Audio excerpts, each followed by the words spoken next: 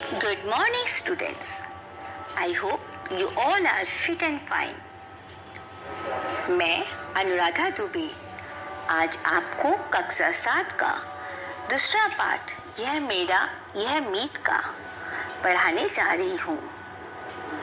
यह हिंदी के सुप्रसिद्ध लेखक कहानीकार श्री हजारी प्रसाद द्विवेदी जी की एक बहुत ही प्रेरणादायक कहानी है।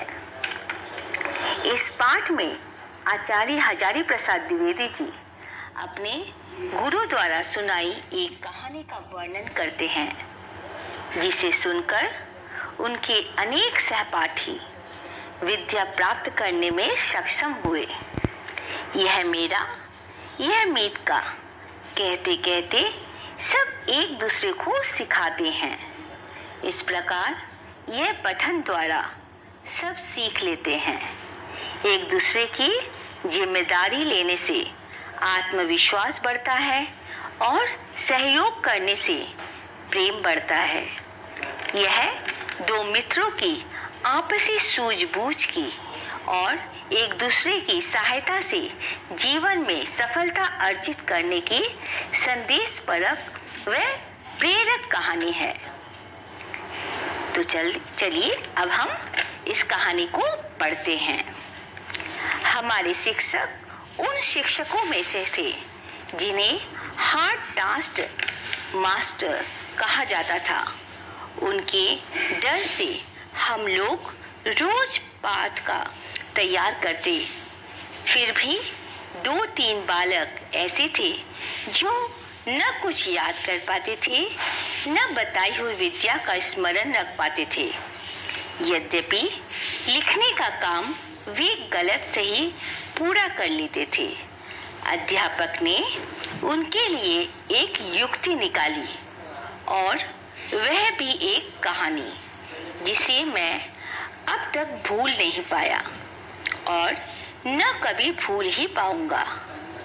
किसी गांव में 2 बालकों में गहरी मित्रता थी। दोनों एक दूसरे को मीत कहकर पुकारते थे और एक ही गुरु के पास पढ़ने जाते थे। उन दोनों की मित्रता देखकर लोग हैरान थे। एक दरिद्र पिता का पुत्र था। न खाने के लिए पर्याप्त अन्न था, न पहनने के लिए कपड़ा, किताब कॉपी आदि की चर्चा तो दूर की बात थी। दूसरा धनी व्यापारी का पुत्र था। उसका घर सब तरह से भरा पूरा था। साथ ही उसके पास अपने मीत के लिए एक दिल भी था। हृदय की इसी प्रेरणा से ही एक दिन वह अपने पिता के सामने अड़ गया। यदि दरिद्रता के कारण मेरा मीत पढ़ लिख नहीं सकता तो मैं भी नहीं पढ़ूंगा। उसकी यह तरह में अनपढ़ और मैं दरिद्र ही रहूंगा। इस प्रकार उसने अपने मीत के खाने पहनने और पढ़ाई लिखाई के सारे खर्चे की व्यवस्था अपने पिताजी से करा ली। कुछ वर्षों तक पढ़ लिख कर दूसरा बालक व्यवसाय में अपने पिता का हाथ बटाने लगा, लेकिन अपने मीत को वे सारे खर्च दिलाता रहा, जिससे वह निरंतर प्रगति करता गया।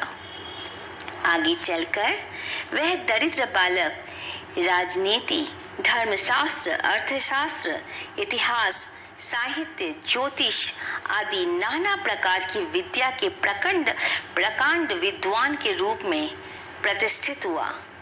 उसकी ख्याति सुनकर उस राज्य के राजा ने अपने दरबार में उसका स्वागत किया और उसकी विद्वता पर मुग्ध होकर उसे अपने मंत्री बना लिया।